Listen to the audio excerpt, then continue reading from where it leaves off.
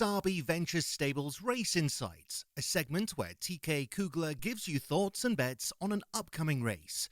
Get the inside story on training, race placement, and opportunities to bet. Here is TK. Greetings from the Commonwealth of Kentucky, as the locals like to call it. TK here. I'm on the road, coming out of the Breeders' Cup. It was a great event, and lots of people have talked about that. But we're moving on, and we're talking about the Claiming Crown. Been in Kentucky for a whole week, and worked at one of the auctions that's happening right now in between the Breeders' Cup and the Claiming Crown. So, and we've got a horse in the Claiming Crown. We got one in the Jewel. Good friend Benevengo is going to be in the race, and we're the second choice in the morning line. We'll get to that in a second. But you know, the Claiming Crown really is you know, some people call it the poor man's Breeders' Cup.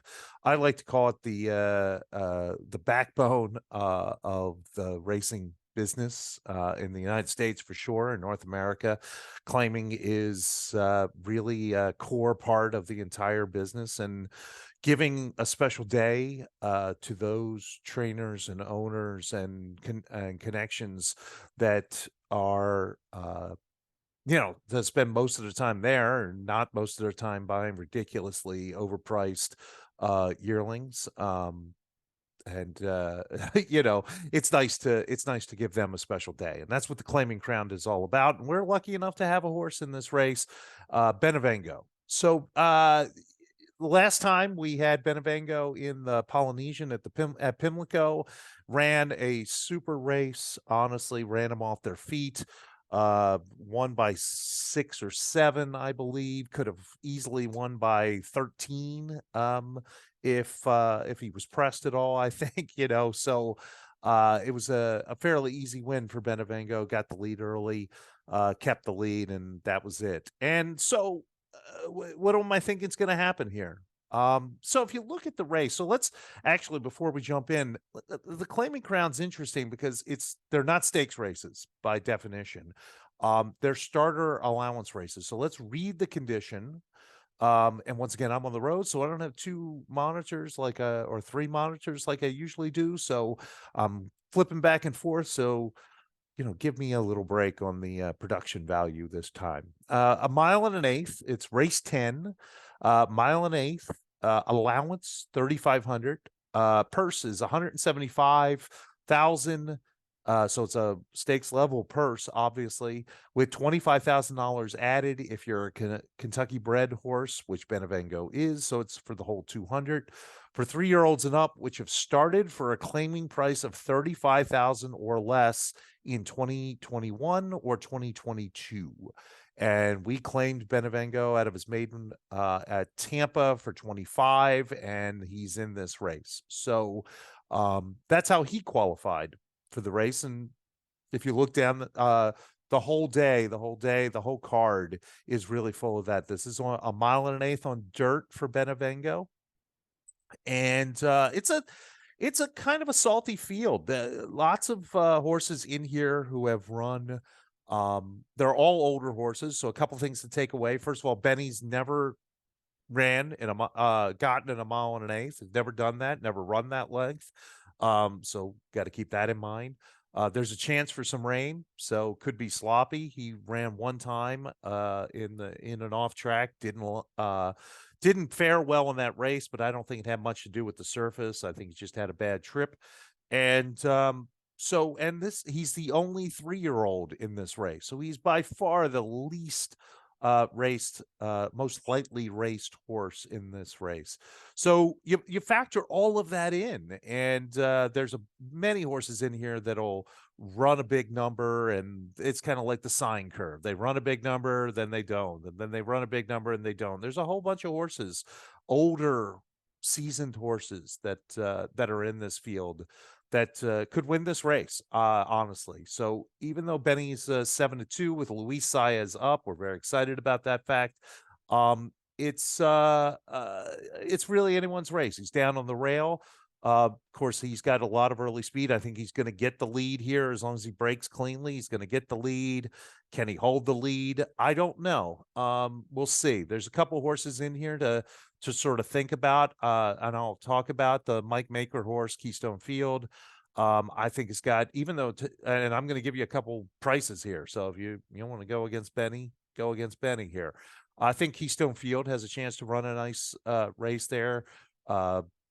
If you look at the thing, they tried him on turf, put him back to dirt. When they put him back to dirt, getting a mile on 16th, kind of ran him off their feet. Now that was at a 62.5 claiming level.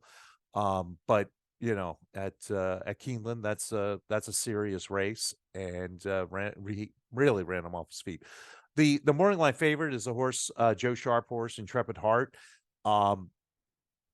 I think rightfully so, probably the favorite, has run fairly consistently.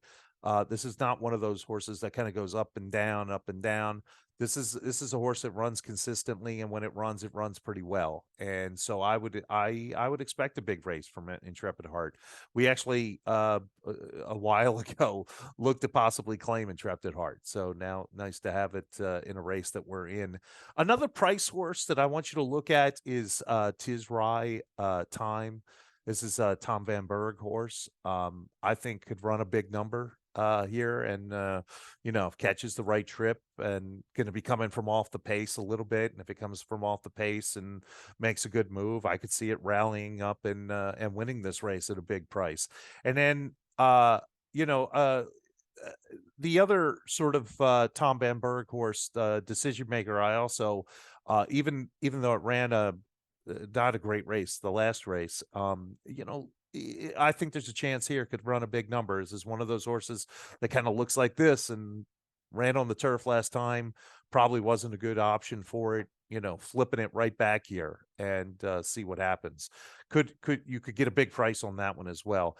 And then the last one is the 10 horse on the outside, Jamie Ness's horse, Our Nation on Parade, and has obviously been on a big winning streak, 5 in a row, and run all over the place. Indiana, Churchill, back to Laurel. It's a Maryland bred, Maryland sired horse. So got to run in the Maryland Million Classic, and really won easily driving at the end. So there's a lot of horses that could win this race, is the short answer. So but I think Benny's going to do it. Honestly, anything could happen. It's a horse race, but I really like Benny's chances here.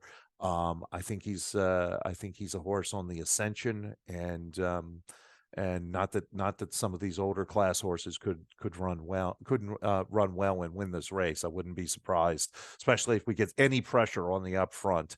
That could be a problem for us. Hopefully we can get out front, slow it down just a little bit, and let him catch his breath, and then turn it for home. We're in the lead and we can hold it.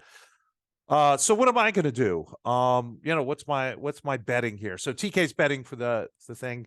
$2,000 to win on Benny is what I'm going to do. I'm going to do $50 doubles with the 4 and 11 in the last race. We're the 10th race and the 11th race. So I'll do $50 doubles with the 4 and 11. And I'm going to do a $50 exacta with the 1, which is us, with the 4, 5, 7. So that's what you're going to see for me. I think it's going to be a great race. I think it's going to be a great card. Thanks to Churchill for hosting this. And let's see if we can go out there and have some fun and get in the winner's circle.